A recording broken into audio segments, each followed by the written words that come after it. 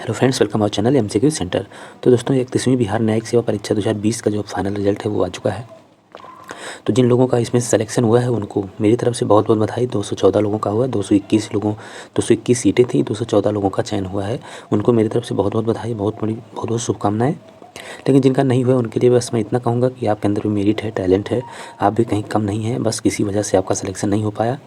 तो ये ज़रूर होता है कि अब आप अगले एग्ज़ाम के लिए लग जाएँ। कहना आसान होता है, लेकिन जब नहीं होता है फाइनल और इंटरव्यू जो दिया रहता है उसको कहीं न कहीं काफ़ी तकलीफ़ होती है।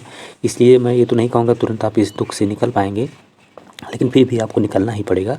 क्योंकि आप अपने सीनियरों को देखते होंगे, बहुत लोग होंगे जो इंटरव्यू आपके अगल-बगल दिए होंगे, नहीं हुआ होगा, या आपके साथी सहयोगी जो होंगे उनका भी नहीं हुआ होगा, आपके जूनियर कुछ ऐसे दोस्त होंगे जिनका भी नहीं हुआ होगा, लेकिन फिर भी सबको इस दुःख से कहीं न कहीं निकलना ही पड़ता है और अगले एग्ज़ाम की तैयारी में लग जाना पड़ता है।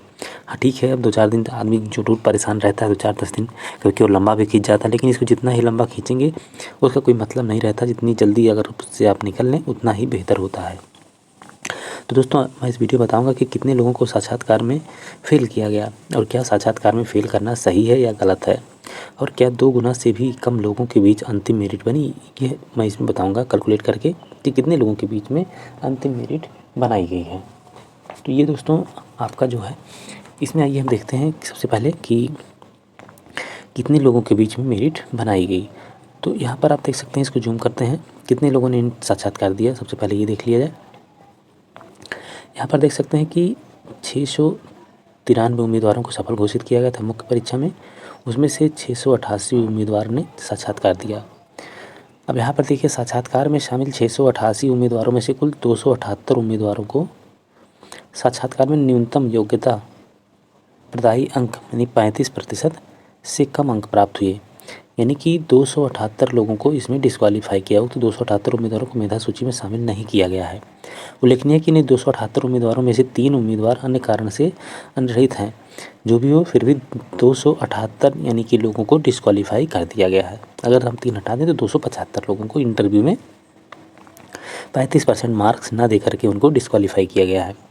अब यहाँ पर आप देख सकते हैं कि अब इसको अगर हम कैलकुलेट करें तो इसमें आपका देखिए 221 सीटें हैं। आपकी सीटें जो हैं 221 हैं,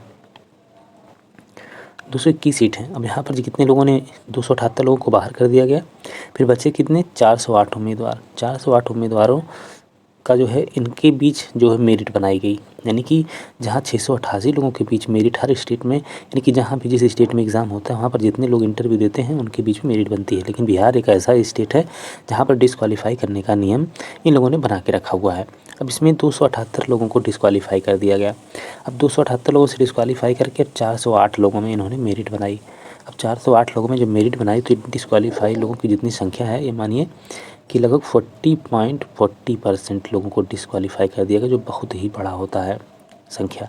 अब 40% से ऊपर लोगों को डिस्क्वालीफाई कर दिया गया। कितने लोग बचते हैं, 1.84 लड़कों के बीच में मेरिट बनी। 1.84 लड़कों के बीच में यह मेरिट बनाई गई।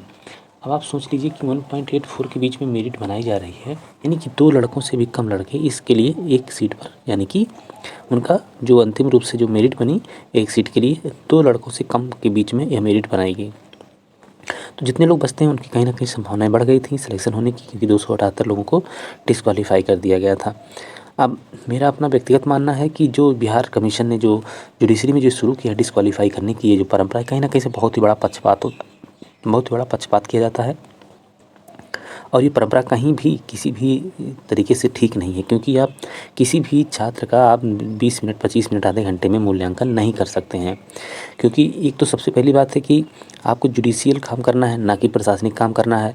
मान लीजिए एक बार जो प्रशासनिक कार्य में आप डिस्क्वालीफाई करते हैं कि मान लीजिए आपको इमीडिएट आपको कोई ना कोई डिसीजन लेना होता है, कोई घटना आपके सामने घटती है, तो आपको जैसे एसडीएम हो गया, आईएएस अधिकारी हो गए, इन सबको आईपीएस हो गए, डीवाईएसपी हो गए, जो फील्ड वाली जॉब है, इनको कहीं ना कहीं इमीडिएट कोई ना कोई डिसीजन लेना होता है। तो इसमें आपकी मान लीजिए कि पर्सनालिटी को चेक किया जाता है कि आप क्या ले सकते हैं या नहीं ले सकते हैं, क्या आप किसी भी दंगे को कंट्रोल कर सकते हैं, किसी भीड़ को नियंत्रित कर सकते हैं या नहीं कर सकते हैं। उस तरीके से आपसे क्वेश्चन पूछे जा सकते हैं, आपकी पर्सनालिटी को चेक किया जा सकता है। जुडिशियल सर्विस में आपको तुरंत कोई भी डिसीजन नहीं देना होता है। दोनों पक्षकारों को आपको ए और बी दोनों पक्षकारों को सुनना होता है। काफ़ी आर्गूमेंट होते हैं। उसके बाद जब दोनों पक्षकारों की सुनवाई हो जाती है उसके बाद भी जो मान लीजिए जज होते हैं उनको टाइम मिलता है जजमेंट देने का, वो चाहे तो जजमेंट को कुछ दिन के लिए रिजर्व रख सकते हैं और अच्छे से अध्ययन करके इस पर डिसीजन दे सकते हैं।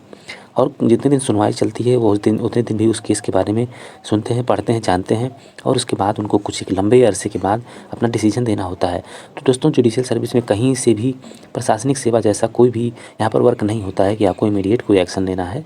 आपको आराम से बच्चे को यह देख के डिसीजन देना होता है कि किसी भी पक्षकार के विरुद्ध जो है अन्याय ना होने पाए, जस्टिस आपको करना रहता है।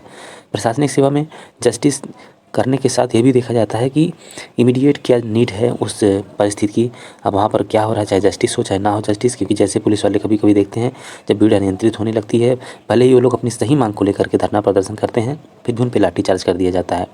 वहाँ पर उसको जस्टिस नहीं कहा जा सकता है, लेकिन फिर भी वहाँ पर कंट्रोल उनको लगता है कि ऐसे करना चाहिए, इसीलिए वो ऐसा करते हैं। लेकिन जुडिशरी में ऐसा नहीं है। जुडिशरी में टाइम पूरा लेके आपको सुनना होता है, पूरा देखना होता है, कोशिश करनी होती है कि कोई भी पक्षकार के विरुद्ध अन्याय ना हो पाए। तो मेरा ये बताना है कि जो ये डिस्क्वालीफाई करने का ये जो रीति रिवाज जो शुरू किया है इसने कमीशन ने, वो कहीं ना कहीं से पूरी तरीके से पक्षपाती है, पूरी तरीके से बायस्ड है। और अगर 278 लोग अगर और इंटरव्यू इनकी अगर मान लो क्वालिफाई किया गया था, तो ये जो मेरिट बनी हुई है दोस्तों, यानी कि ये जो फाइनल मेरिट बनी हुई है, यकीन मानिए कि ये कहीं ना कहीं और ऊपर जाती।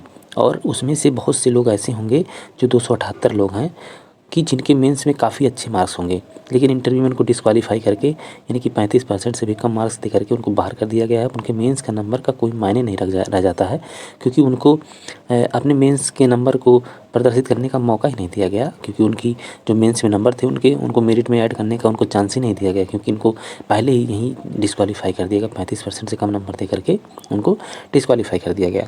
अभी बहुत बड़ा प्रश्न उठता है कि इस पर कहीं ना कहीं इसमें छात्र कम होते हैं, नहीं तो इस पर कहीं ना कहीं आंदोलन होने की भी ज़रूरत रहती है। क्योंकि इस तरीके से मनमाना जो वहाँ पर हो रहा है ये बिल्कुल भी छात्रों के अहित में है, कहीं ना कहीं उनके विरोध में है। जो भी इसमें आप 20 मिनट 25 मिनट आधे घंटे में किसी की पर्सनालिटी क्या अच्छा कर पाएंगे। जो लड़का कई सालों से मेहनत कर रहा है, 3 साल तो उसने LLB की, उसके बाद भी और तैयारी करता है, फिर जाकर के उसका कहीं ना कहीं जो 5 ईयर के छात्र हैं, अब तो 5 ईयर भी आ गया, 5 साल तक पढ़ते हैं, उसके बाद तैयारी करते हैं, कोचिंग भी बहुत लोग करते हैं। तो ऐसी दशा में किसी भी छात्र का 20 मिनट 15 मिनट 25 मिनट आधे घंटे में यह पर्सनालिटी चेक करके और ये डिसीजन दे देना कि 35% लायक भी नहीं है, यानी कि 100 नंबर में उसको 35 नंबर भी ना दिया जाए, ये कहीं से ठीक नहीं लगता मुझे।